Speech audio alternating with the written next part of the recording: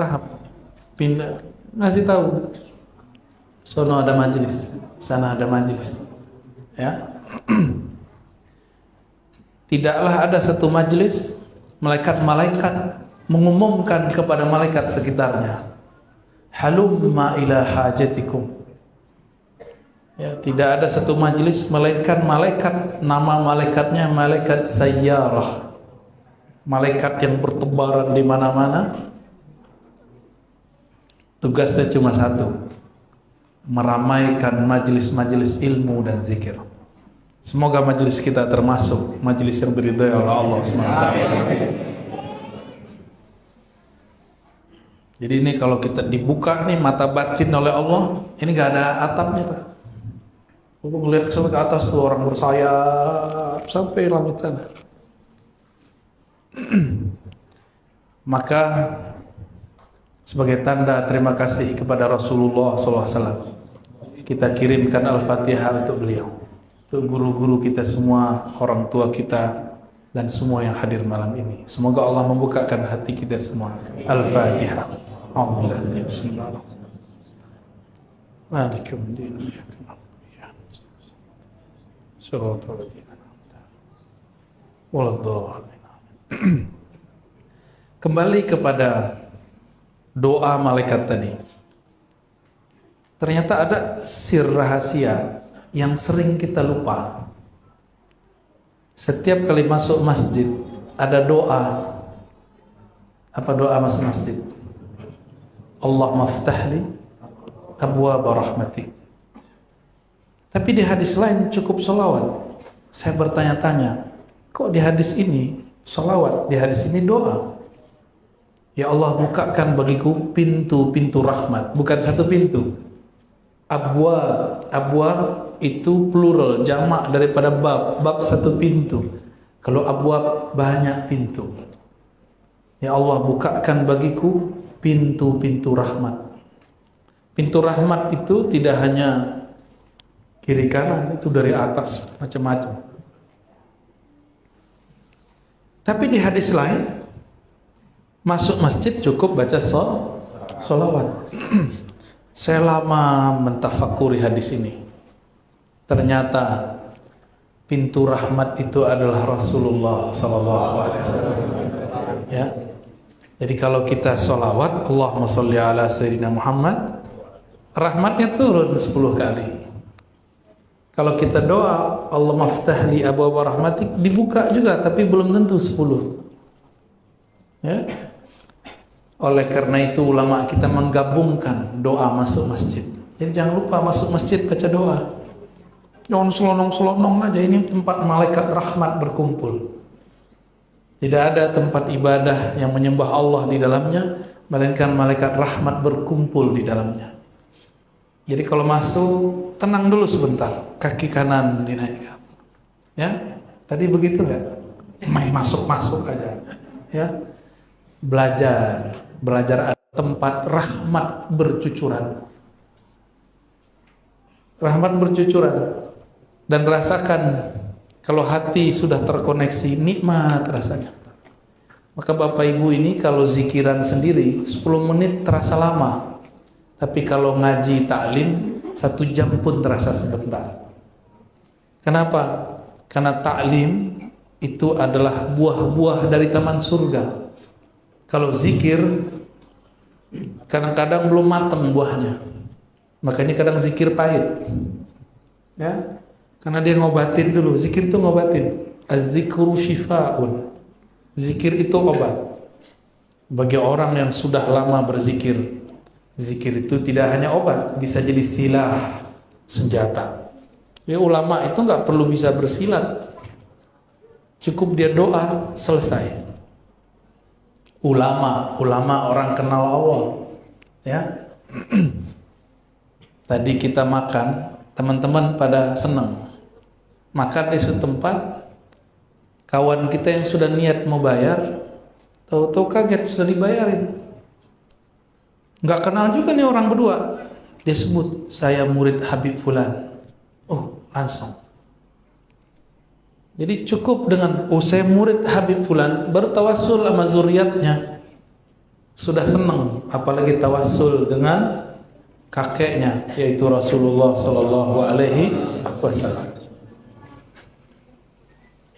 Jadi kalau masuk masjid, ini tempat rahmat, maka minta Allah maftahli abwaab. Nah, adik-adik itu udah hafal, cuma mereka kan anak-anak, nggak mengerti rahasia. Kita kalau sudah mengerti rahasia, kita ambil. Jadi kalau masuk masjid, tenang dulu sebentar, kolbunya diajak masuk. Masukkan kaki kanan, baca doa, Allah maftahli abwaab rahmatik. Tambahkan salawat. Wassallallahu ala sayyidina Muhammad. Jadi dapat semuanya.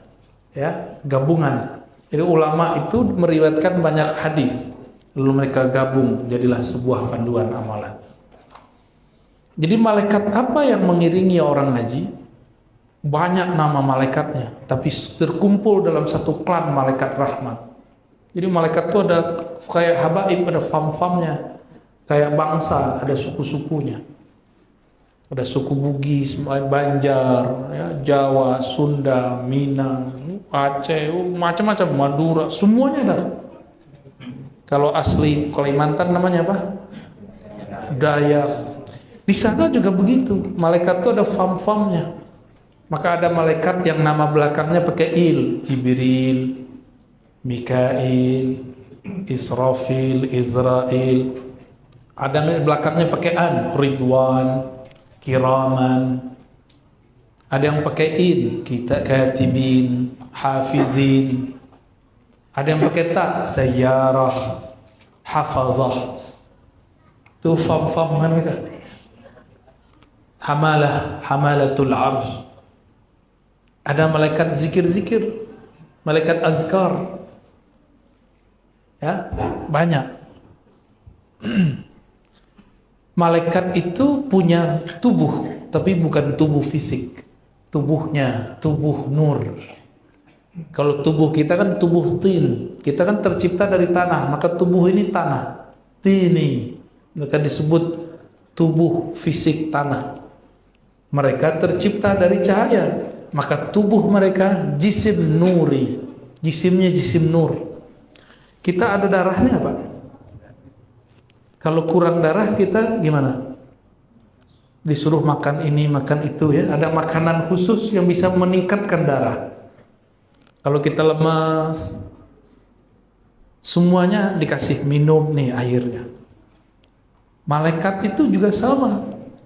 Malaikat itu punya nutrisi, punya makanan, punya sarapan, punya cemilan. Ya. Kalau malaikat menghadiri majelis zikir, dia sedang pesta. Jadi kapan pesta malaikat? Kalau ada majelis zikir. Di atasnya pesta lagi, taklim. Jadi kapan mereka kemudian girang? Kalau ada taklim. Antum ngumpul baca Ritubul Haddad, itu malaikatnya senang sekali. Maka orang-orang tertentu yang rohaninya lembut, rohaninya bening, itu bisa merasakan kehadirannya, penciriannya bulu roma berdiri. Pas zikir, ya. Ya qawi ya matin, gitu ya. Ada kan zikirnya? Macam-macam zikirnya tuh. Kalau Ratibul Attas itu bismillahnya diulang-ulang. Bismillahirrahmanirrahim, bismillahirrahmanirrahim. Itu ada sir, ada rahasia semua di situ. Dan ternyata di setiap huruf-huruf zikir, terutama zikir-zikir Qur'ani, di situ ada malaikat ribuan yang memikul, yang membersamai lafaz tersebut. Jika dibaca dia hadir. Tapi hati-hati, setan, iblis, karena mengenal rahasia itu, dia siapkan tentara-tentara malaikat palsu. Inilah yang dijadikan untuk menyesatkan calon-calon wali Allah. Dia lihat kayak malaikat, padahal bukan malaikat. Iblis ini kan dulu pernah jadi pemimpin malaikat di surga. Mimpin zikir, mimpin ibadah malaikat di surga. Tapi mohon maaf, imam masjid ada yang sok nggak? Kalau nggak ada saya nggak jadi nih, nggak jalan. Majelis nggak jalan. Ada yang ngomong gitu nggak? Saya banyak Pak dengar. Yang begitu biasanya nggak mau ikut ngaji sama saya biasanya. Kalau ikut ngaji biasanya itu hilang. Rata-rata nggak mau ngaji, ngerasa udah alim, ngerasa sudah cukup dengan rotib-rotibnya. Lah itu rotib kan ditulis di zamannya. Zaman sekarang ada rotib baru, ada rahasia baru. Kan kita belum keluarin aja Pak. Ya, tahap lah ya. Ada wirid-wirid untuk senjata di zaman ini. Dulu masyayikh kita buat zikir untuk zaman dia. Maka setiap masa ada ulama yang meramu zikir-zikir Quran, Sunnah. Bahkan mereka dapat persetujuan dari Allah secara rohani. Itu dikumpulkan untuk senjata akhir zaman. Kita jangan bilang, oh ente buat jalan baru. Tidak. Al-Habib Al-Haddad, Abdullah Al-Haddad, dia kan juga mengumpulkan yang sebelumnya belum dikumpulkan. Ya.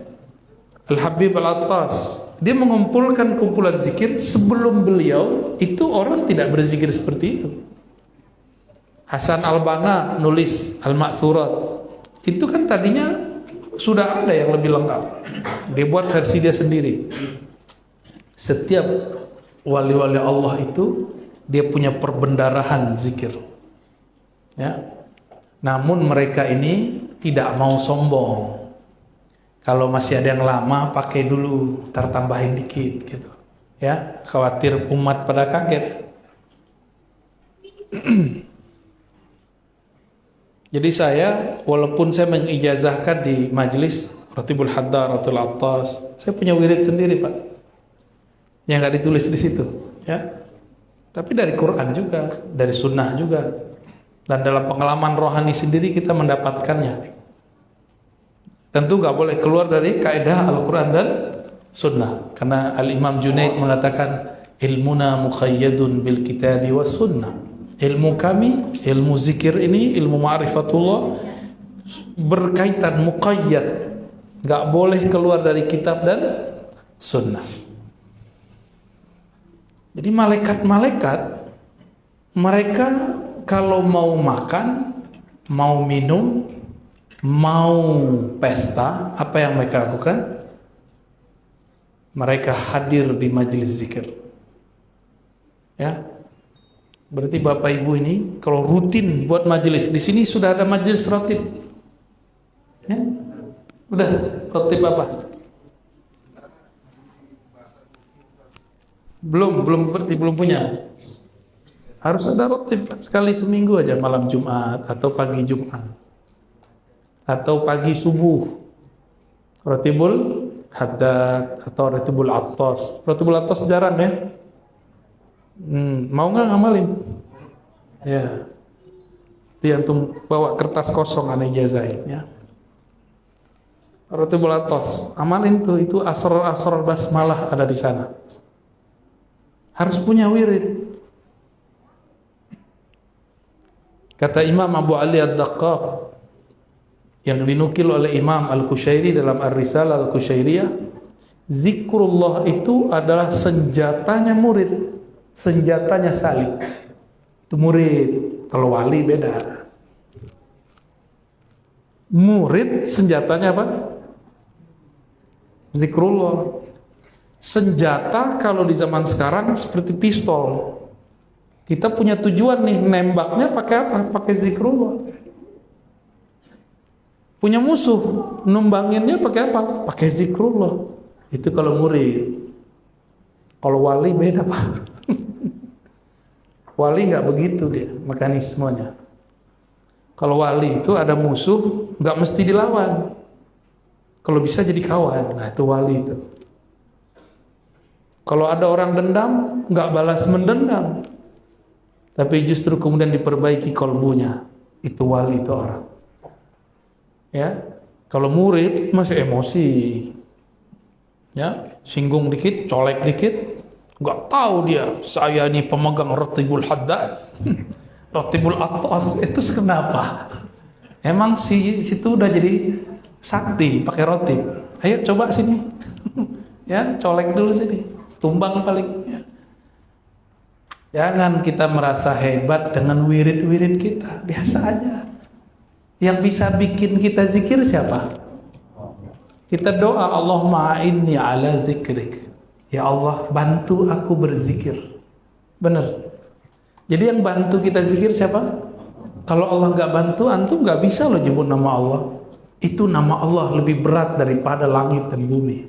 Diturunkan kepada gunung, gunungnya hancur, bergetar dia. Khasyi'an mutasaddi'an. Tapi manusia punya chip, punya rahasia di dalam dirinya, namanya kolbu. Kolbu ini mampu menampung zikrullah. Maka kolbu itu disebut kolb karena dia elastis, gak kaku. Orang-orang kaku tidak akan bisa menampung rahasia-rahasia Allah. Jadi gak boleh kaku ya. Gak ada namanya manhaj kaku, gak ada. Manhaj kita, manhaj qalbiyah, ruhiyah. Kolbu itu ngikutin nama-nama Allah. Maka dia gak selalu keras, ada lembutnya. Gak selalu lembut, ada tegasnya. Ya, nggak selalu nangis-nangis, ada saatnya suaranya naik, tapi nggak marah-marah mulu. Masa tiap taklim marah mulu? Capek juga kita ya.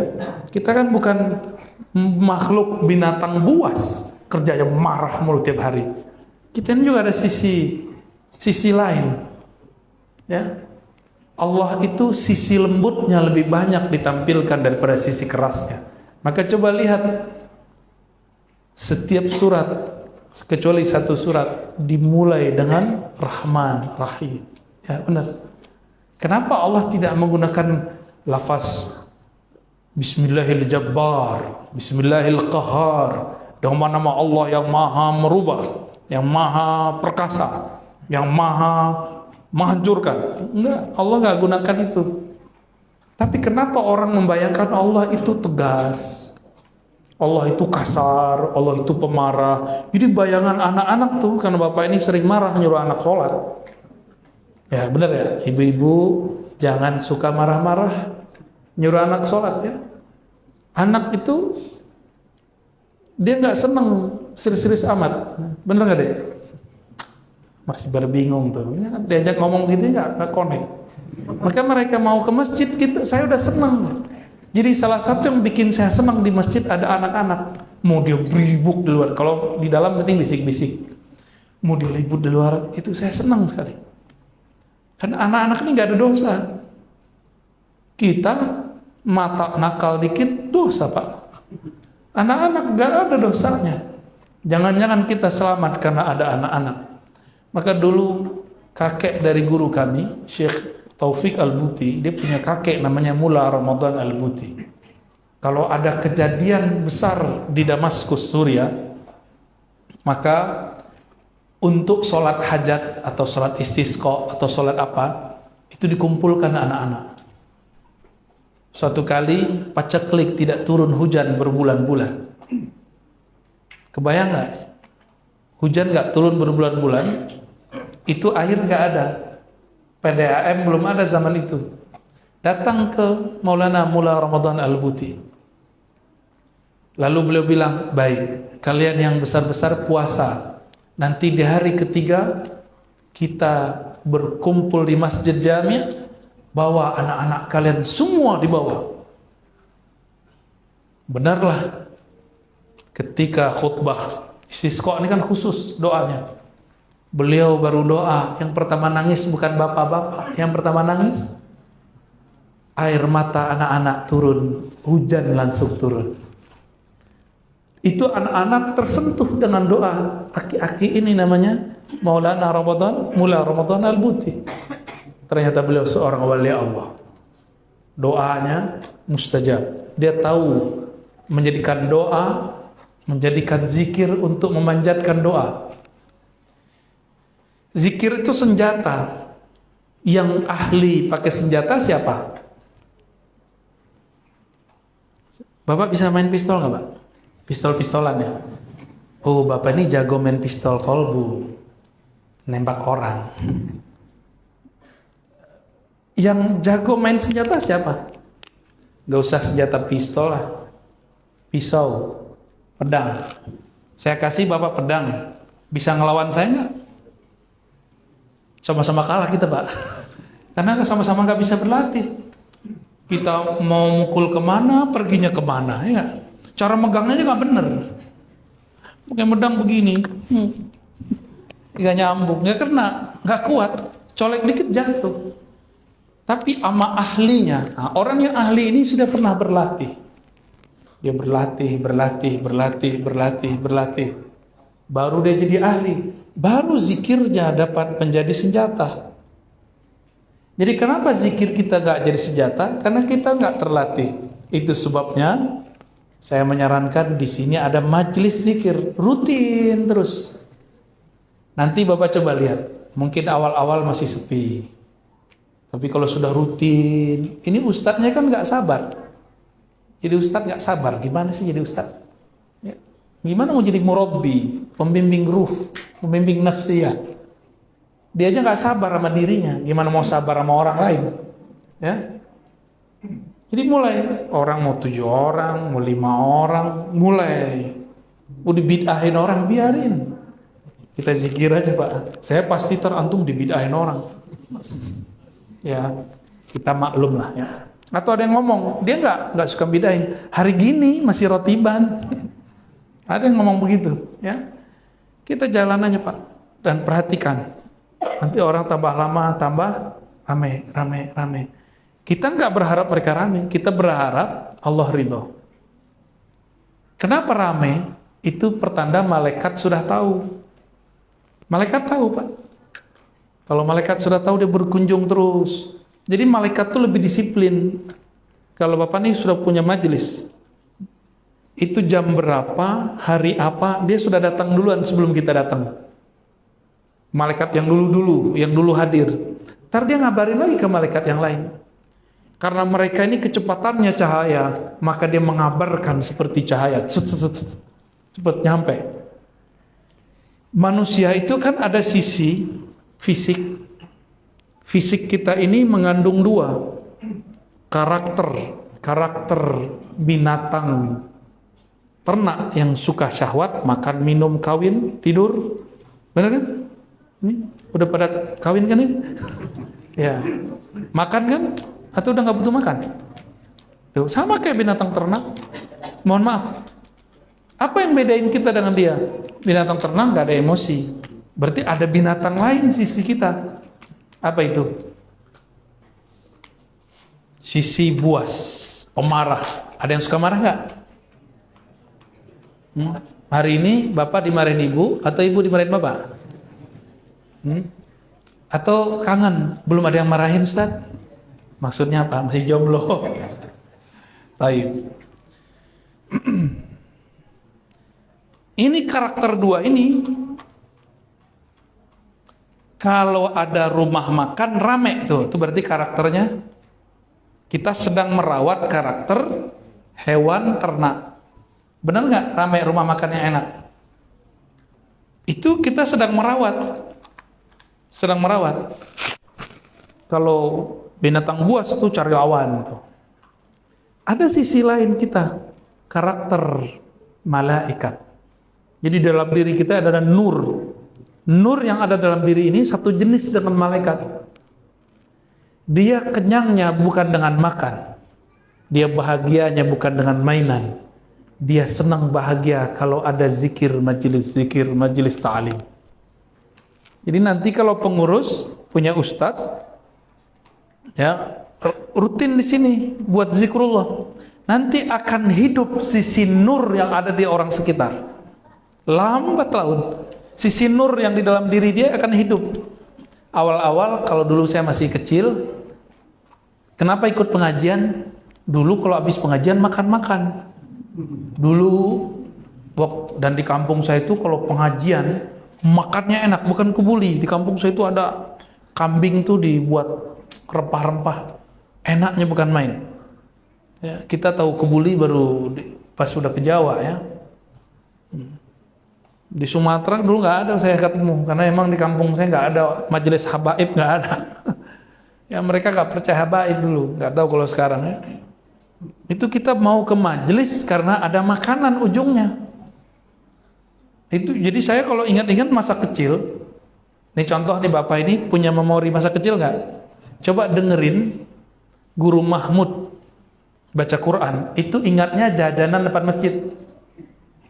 Ya, memorinya begitu, Pak.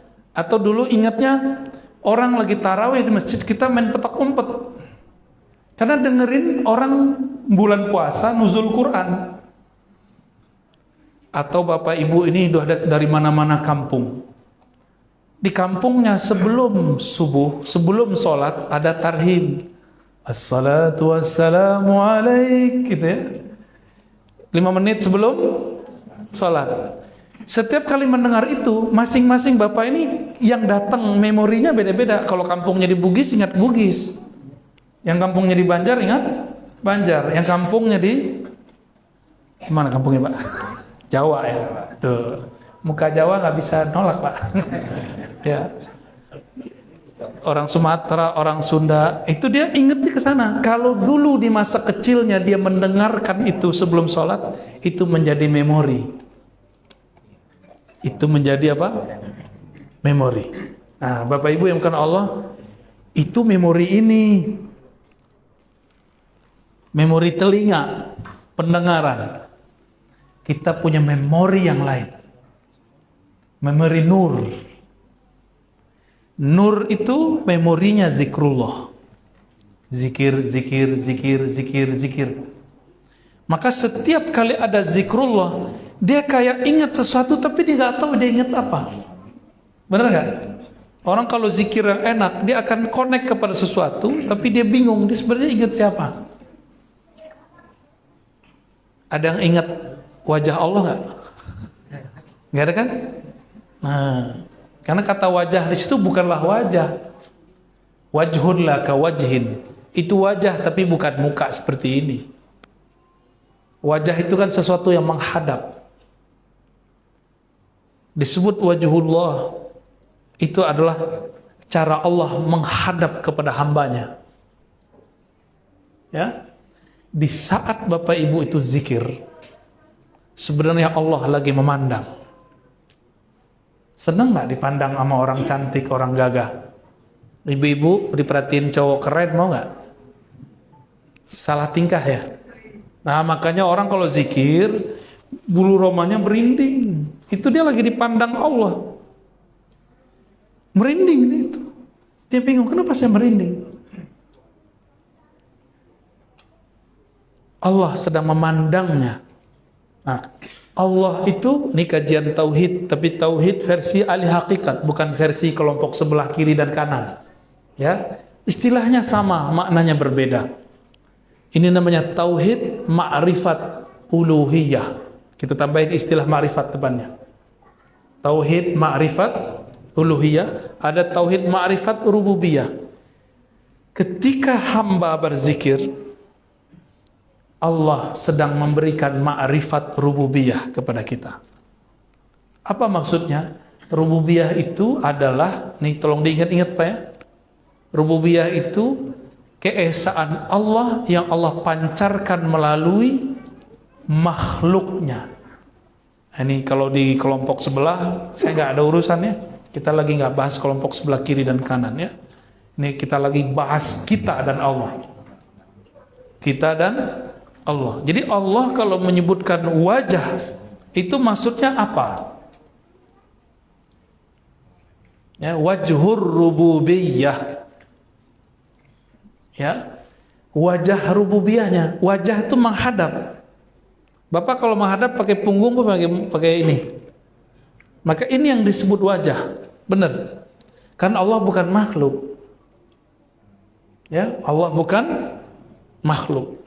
Karena Allah bukan makhluk, maka menghadapnya bukan dengan wajah fisik, bukan juga dengan wajah batin, tapi dengan tauhidannya. Saat si hamba menyebut nama Allah, berarti Allah sedang ingin mengangkat dan memuliakan si hamba menjadi pantulan wajah rububiyahnya.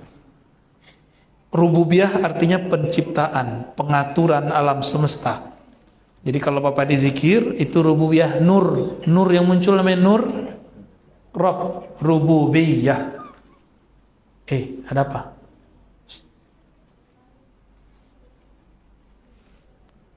Wajhur rububiyah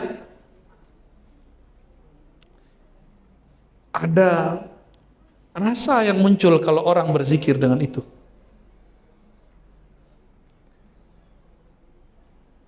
Nah, di sini ada dua cabangnya. Allah itu sering menyebut dirinya Rahman dan Rahim. Ini disebut dengan Jamal. Allah Maha Indah. Allah Maha Indah. Oke? Kalau rasa ini yang muncul, Bapak nangis. Pernah nangis nggak lagi zikir? Atau tenang? Kalau zikir terasa tenang, adem, itu namanya dapat keindahan dari Allah. Senang nggak dibawa ke tempat yang indah-indah? Senang. Dengerin suara merdu, suka nggak? Suka ya? Itu secara fisik, apalagi secara ruhani.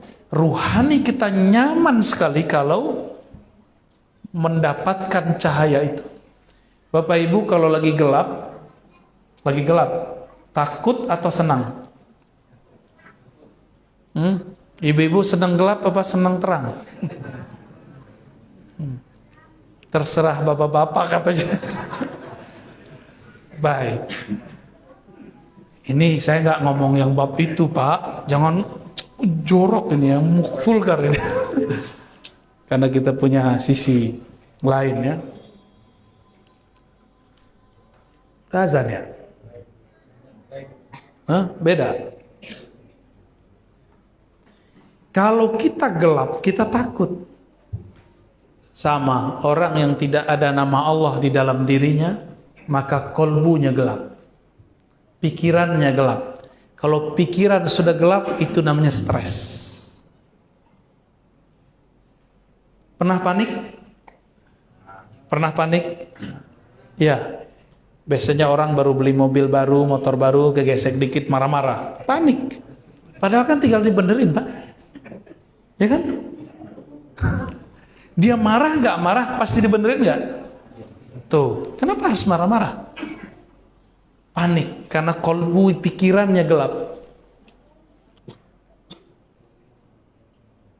Oke? Berarti harus latihan zikrullah. Kerja kenapa mau berangkat pagi pulang sore? Kenapa? Karena pengen dapat duit supaya bisa beli listrik, teranglah rumah, ya. Benar. Orang kalau kerjanya rajin, dia dapat usahanya, hasil usahanya juga jelas. Sama, prinsip rohani sama. Kalau rajin bekerja dengan rohani, maka kita akan mendapatkan gaji-gaji rohani. Kita kerja, dapat duit, senang, benar? Senang kan dikasih duit? Tuh kan, jujur benar kan? Senang dikasih duit. Rohani ini dapat gajinya, apa gaji rohani? Ketenangan. Bukan senang, tapi tenang. Mau punya duit tapi nggak tenang. Ini contoh gampang, Bapak pakai dompet, duitnya banyak, jalan di keramaian, tenang nggak? Beneran? Ntar ada pencopet. Nah, diumpetin nggak? Nah, ini rahasia, Pak. Kalau orang punya rahasia zikrullah, pasti diumpetin. Karena bisa dicuri oleh syaitan. Paham? Dicurinya gimana? Dipancing-pancing. Ini cara setan nih, nyuri nih. Pancingnya bisa lewat emosi. Gak bisa lewat emosi, lewat nafsu. Nafsu biasa, nafsu rendahan. Gak bisa juga lewat apa lagi? Lewat sesuatu yang kita semuanya senang. Yaitu sum'ah wal ujub. Pamer, posting, ngomong. Pas lagi taklim subuh, tidur-tidur. Ditanya, bro, kenapa ente tidur? Malam tadi tahajud 11 rakaat, bro. Itu dicuri sama syaitan. Paham? Itu udah kecuri udah. Harus diambil balik. Ta'awuz cepat-cepat. A'udzubillahi minasyaitonir Terus dibalikin tuh. Dibalikin nanti. Nggak berhasil juga. Nah ini banyak, ini mumpung ini masjid, musola masjid.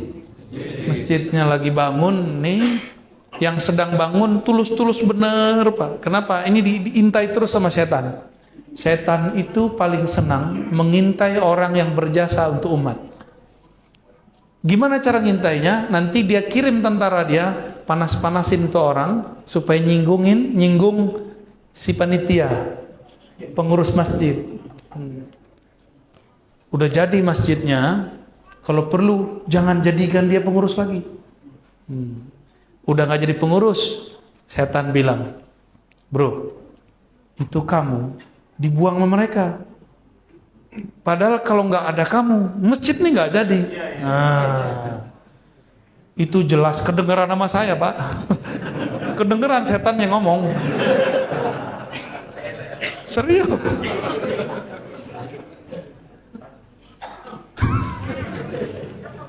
Datanglah, itu banyak ada di beberapa masjid. Setiap sampai di masjid itu datang tiba-tiba orang-orang lama yang sudah terbuang. Padahal orang nggak buang, orang justru pengen dia nggak usah mikirin lagi, istirahatlah, fokuslah ibadah.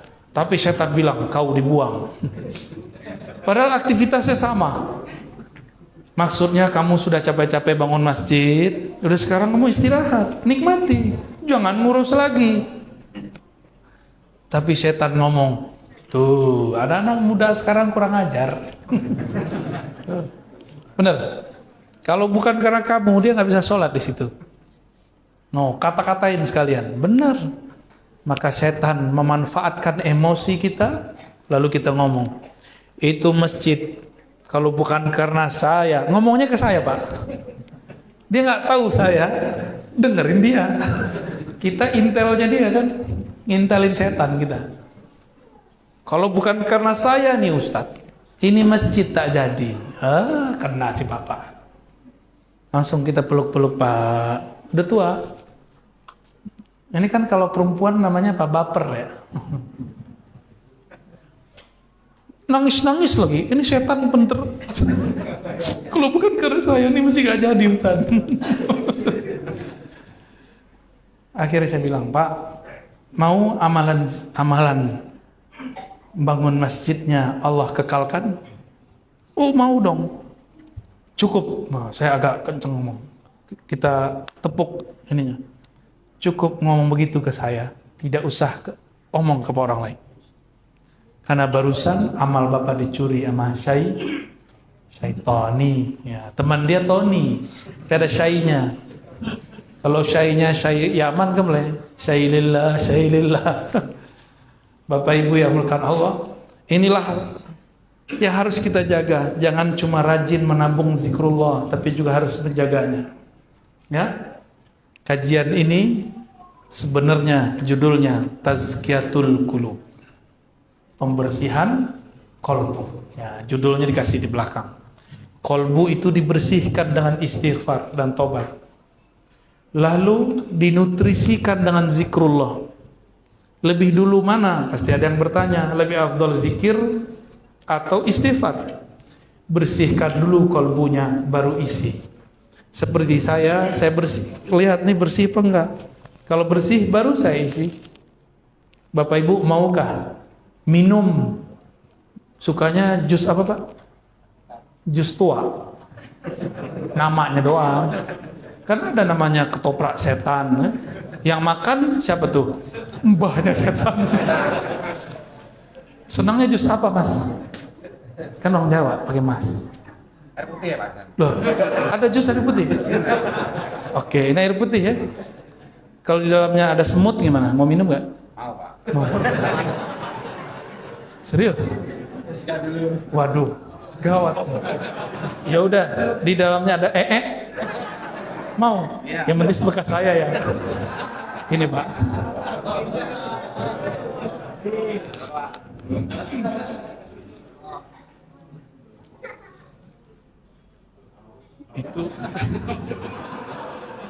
Itu orang mahabbahnya sudah melebihi. Ya udah pegang situ. Saya sudah kenyang, Pak. Habis ditraktir orang. Sampai bingung mau makan apa. Kalau Bapak lain cerita. Mau nggak di gelas ada lalat terus diminum? Airnya bersih, lalatnya menjijikkan. Pernah saya makan gulai namanya kepala kakap. Udah seneng nih, tahu-tahu ada rambut. Jadi nggak nafsu makan, Pak. Ya, oh saya lagi kenyang, pura-pura kenyang, padahal nahan hati. Ya. Ada perasaan gak nyaman. Kalau di kolbu masih ada sesuatu kotoran, itulah yang membuat kolbu tidak dapat menikmati zikir apapun. Oleh karena itu harus belajar cara membersihkan kolbu. Caranya istighfar kolbiyah. Di kolbu itu ada noda-noda, catat dalam hati. Pertama, syirik. Orang Islam kan gak ada yang syirik. Cuma ada orang Islam nuduh kita syirik, Pak. Benar ya? Bapak kan suka rotiban. Ada tawasul, dianggap dia mungkin syirik. Dia nggak tahu arti syirik itu apa, tawasul itu apa. Dia punya bayangan tawasul itu nyembah selain Allah. Jadi dia buat definisi sendiri, terus dia kafir-kafirkan sendiri. Padahal istilah itu bukan istilah dia. Jangan buat istilah sendiri. Coba, ketoprak setan itu isinya apa? Ketoprak kan, namanya ketoprak setan, sama kayak hotdog. Emang itu ada dog di situ? Ada dog nggak di situ? Ini adik-adik ini suka hotdog kan? Nggak tahu kali dia hotdog ya? Hotdog itu artinya apa?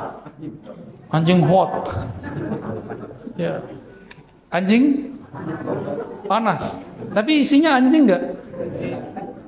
Enggak. Kalau orang makan dia bilang, anjir lo gitu ya. Iya, dia lagi kesel sama orang. Tapi isinya nggak ada anjingnya, Pak. Makan begitu haram nggak? Kalau orang yang mengartikan ini salah, itu anjing panas, haram. Dia mengharamkan sesuatu yang dia tidak tahu. Sama orang yang mengharamkan tawasul, dia punya definisi sendiri. Kita kasih tahu dia nggak percaya. Paham? Ya. Nah, inilah masalah kenapa tidak selesai antara umat Islam sesama umat Islam. Karena tidak mau konfirmasi benar nggak istilah saya ini. Dulu saya dikabarin, itu orang ziarah kubur tuh nyembah kubur tuh. Kita ikut-ikutan juga mensyirikkan orang ziarah kubur. Akhirnya kita penasaran, kita datang ke majelis kuburiyun itu ya. Ternyata nggak ada tuh nyembah kubur, malah doa, Allahumma firlahu warhamhu. Mana yang nyembah kuburnya? Ternyata manhaj su'uzzon, ini berbahaya. Manhaj buruk sangka, ini berbahaya. Allah mengajarkan husnuzon, dia bersu'uzon. Melanggar sunnah gak? Maka manhaj sunnah itu bukanlah manhaj nyala-nyalain orang. Manhaj sunnah itu manhaj berhusnuzon kepada banyak orang. Ya, udah husnuzon hari ini? Udah, beneran.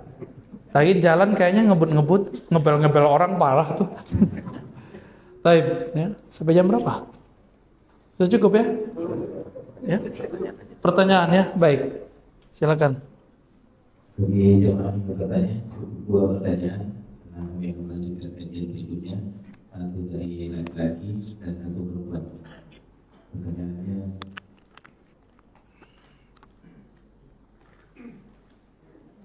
langsung saja baik ke pertanyaan.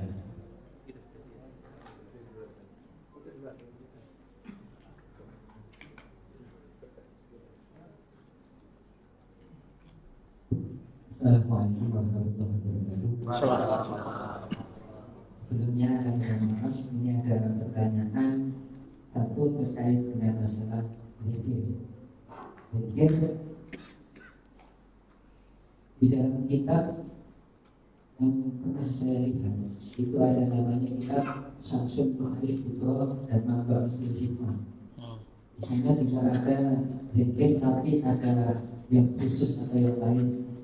Ada alasin, ada lifit, dan lain sebagainya. Kemudian bagaimana? Ini pertanyaan yang pertama. Yang kedua, sebenarnya kami ingin tahu apa yang dimaksud tauhid mereka, yaitu tauhid 3 trilogi, dan bedanya dengan tauhid kita tentang wahdaniyah. Di dalam kata suci dikatakan wahdaniyah Allah itu juga 3, sifat, tingkat, dan af'al. Sedangkan mereka rububiyah, uluhiyah, asma wa sifat. Nah, di sini tolong dijelaskan letak perbedaannya. Terima kasih. Borong nih Ustaz. Borong bener ini ya. Itu yang pertanyaan kedua saya jelaskan di majelis setelah ini ya. Ya. Insya Allah habis ini kita pembahasannya perbedaan tauhid Ahlus Sunnah Asy'ariyah dan Salafiyah Wahabiyah. Insya Allah tambahin nanti Sufiyah. Sama-sama istilahnya uluhiyah rububiyah tapi beda definisi. Dan nanti antum lanjut ke sana ntar ya. Sedangkan yang pertama tadi tentang kitab apa? Syamsul Ma'arif karya Imam Al-Buni. Kitab ini tidak diperkenankan untuk dipakai kecuali orang yang langsung talaki dapat ijazah dan ngaji kepada ahlinya. Karena wifik ini kalau nggak jalur wali Allah pasti wali setan. Walaupun kitabnya ditulis waliullah. Al-Buni kan waliullah. Dia sezaman dengan Ibnu Asakir ahli hadis. Lalu disebutkan dalam kisahnya itu, begitu juga Ibnu Thahir As-Silafi. Beliau ini ditanya oleh Ibnu Thahir As-Silafi dan teman-teman ahli hadis. Al-Buni, Anda ini kok ngomong yang aneh-aneh? Kata beliau, enggak, saya nggak ngomong aneh. Semua yang saya bicarakan asrar Quran. Ternyata dia difitnah. Maka sudah jadi tabiat sunnatullah. Siapapun yang memegang ilmu Imam Al-Buni pasti difitnah. Maka antum tinggalkan dulu Ustaz. Karena nggak talaki kan, cuma baca aja kan. Ya jangan, tidak cukup. Itu kitab isinya wifik. Wifik itu dari kata wafaqa, nulis bentuk gores-goresan tertentu dengan simbol-simbol angka yang sesuai dengan jam dan waktu, dan porsi-porsi kalimat dan angkanya harus sesuai. Misalnya untuk penjagaan rumah. Cuma masalahnya di setiap angka-angka dan huruf itu ada makhluk yang Allah titipkan. Tapi makhluk ini kalau yang buat bukan waliullah, yang masuk adalah tentara Azazil, tentara iblis, tentara jin, bukan tentara Allah dari malaikat. Maka mohon maaf, saya banyak melihat ada orang belajar wifik ini nggak beres. Nggak beres, rata-rata nggak beres, karena dia nggak belajarnya ke waliullah. Terus lewat kitab yang diterbitkan tuh banyak salahnya. Karena itu salah satu huruf itu repot nanti ke sananya. Mesin salah satu baut gimana? Hancur nggak? Hancur Pak. Salah sekian mili rusak dia. Inilah yang bikin santri-santri aswaja banyak jadi begini. Dia kira mau jadi sufi, terjebak kepada kebatinan. Itu namanya kebatinan. Ilmunya ada. Karena ma'rifatullah itu dan ma'rifat ghairillah ada pada huruf dan angka. Simbol-simbolnya. Simbol-simbolnya ada di huruf. Makanya kalimat-kalimat yang paling dahsyat di Quran itu ada pada huruf-huruf. Bismillah ada pada huruf ba, ada pada titik. Al-Buninya nggak ada masalah. Cuma kalau ada orang nggak punya sanad nyambung kepada beliau, dikhawatirkan nggak ini. Cuma dapat ijazah am, nggak usah ngamalin. Ijazah umum nggak usah. Dia harus bab per bab dia ngaji kepada gurunya. Dulu di Mekah ada namanya Syekh Mukhtar Al-Tarid, kemudian Syekh Muhammad Ahyad, ya, Syekh Abdul Hamid Amin, guru daripada guru-guru kita di Indonesia. Itu orang Indonesia, cuma tinggalnya di Mekah. Ya, mereka inilah yang menjelaskan asrar-asrar itu sesuai manhaj kewalian. Tapi banyak sudah enggak ya. Makanya saya pernah berkunjung ke suatu tempat yang belajar kitab itu. Kita lagi sholat ada orang teriak-teriak Pak. Oh berarti nggak beres tuh. Mungkin dia ngelihat makhluk aneh-aneh kali. Karena setiap huruf itu ada khadamnya. Khadam ini terbagi dua. Ada khadam langit, ada khadam bumi. Kalau khadam langit malaikat. Kalau khadam bumi bentuknya mirip. Bentuknya Mirip. Maka Bapak kalau ke rumah-rumah makan, kalau yang sensitif tuh tahu, wah ini ada raja nih. Ya. Rajanya yang bikin wali Allah atau wali setan, ketahuan juga Pak. Jadi raja Wifik itu kayak Sandi Marse. Ya, Sandi, dia simbol-simbol. Orang-orang intel bumi nih. Polisi, tentara, itu dia pakai simbol-simbol dulu. Dulu perang dunia kedua, pertama pakai simbol. Sampai hari ini perang langit, perang bumi, perang setan, perang malaikat itu pakai simbol, Pak. Perang wali-wali Allah itu pakai simbol-simbol. Ada hurufnya. Nah, ilmu ini insya Allah nanti akan diberikan kepada Al-Imam Al-Mahdi dan semua pengikutnya. Nanti golongan setan dapat simbol juga, tapi beda simbolnya. Maka hati-hati dengan ilmu simbol. Siapa tahu itu simbol-simbol syaitan. Dengan gak mungkin ilmu kewalian diobral di YouTube. Gak mungkin mana ada diobral di YouTube. Ya, terakhir. Cukup satu lagi ya?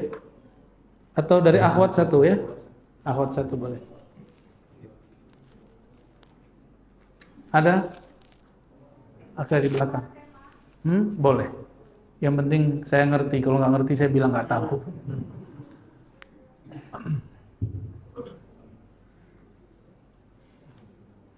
Assalamualaikum warahmatullahi wabarakatuh. Assalamualaikum. Mungkin ini Jamnya telat. di luar tema yang Telat. Jadi saya bertanya meyakinkan hati saya karena lama sudah dilema di hati saya. Saya bercerita sedikit di sebuah taklim ada yang mengatakan ada perbedaan doa arwah antara suku. Saya garis bawahi. Katanya ada suku Jawa dan suku Banda. Apakah ini memang betul? Saya bertanya kepada Pak Ustaz. Baik. Perbedaan doa arwah. Doa arwah itu bulan Sya'ban ya? Ya, sama. Maksud saya sama nggak? Kita samain dulu nih. Kan kalau bulan Sya'ban ada namanya ruahan, ada doa arwah. Oh, doa para arwah yang sudah wafat. Yang mana Bu? Yang sudah wafat. Oh, orang kalau sudah wafat nggak ada lagi suku Banjar, nggak ada lagi suku Bugis, nggak ada lagi suku Jawa. Kalau orang sudah wafat nih, sukunya mukmin, kafir, waliullah, wali setan. Ada satu lagi, munafik. 5. Kita suku yang mana? Jadi nggak berlaku. Suku-suku yang sekarang itu kan nggak murni juga. Emang Bapak yakin Bapak ini orang Banjar, orang Bugis, orang Jawa? Siapa tahu keturunan Cheng Ho ya nggak? Kan wajahnya mirip-mirip kayak ini petarung-petarung Cina. Sedikit. Kayak Bapak ini kayaknya ada Indianya kan? Ini ada Cinanya. Ini campur. Udah mix sudah. Banjar, Bugis, Minang, Jawa, Sunda, Batak, Aceh, apalagi? Madura, Dayak, apa aja, Arab, tidak Arab, Arab maklum. Semua itu cuma suku badan. Bukan suku rohani. Ya. Allah itu bisa semua bahasa nggak? Kalau di sini bahasa kita beda-beda, tapi di sana bahasanya sama, nggak perlu kursus. Jadi Bapak Ibu untuk bisa jawab pertanyaan malaikat nggak perlu kursus bahasa Arab. Harus belajar mengenal Allah, Tuhan Arab dan Tuhan yang bukan Arab. Kan lagi rame. Ya, jadi jangan salah fokus. Kalau ada ustazah ngomong begitu, kita pertanyakan dulu dia siapa yang ngeluarin ustazahnya dia ya? Stempel ustadznya dari mana tuh? Tapi kalau maksudnya doa dalam bahasa orang Bugis Banjar untuk arwah beda-beda mungkin karena beda kiai beda zikir. Ya, saya aja kalau ziarah bentar doang Pak. Ini kaget-kaget. Dulu kalau mereka ziarah kan 1 jam. Ini sama gurunya. Berdiri lagi kan pegel. Sama kita 15 menit paling lama. 10 menit udah lama banget. 5 menit biasanya saya udah selesai. Kita kalau ke kubur bentar aja. Salam, kirim doa, baca zikir yang disenangi orang itu. Lalu kita doa, udah selesai, kita pergi. Nah, kadang-kadang saya zikir dulu sebentar, kadang-kadang kita bertukar-tukar sandi kolbu, ya. Ada Pak sandi-sandi di kubur itu. Ada rahasia-rahasia di situ. Nah, jadi jangan, mohon maaf, ustazah gak boleh rasis bab doa ya. Ya. Baik, kira-kira itu karena kami masih melanjutkan perjalanan. Bapak silakan langsung sholat isya, kami jamak sholatnya. Ya. Jadi nggak usah salaman, langsung tawajuh kepada Allah. Ya. Mohon maaf atas segala kekurangan. Semoga Allah sempurnakan kekurangan kita. Assalamualaikum warahmatullahi wabarakatuh.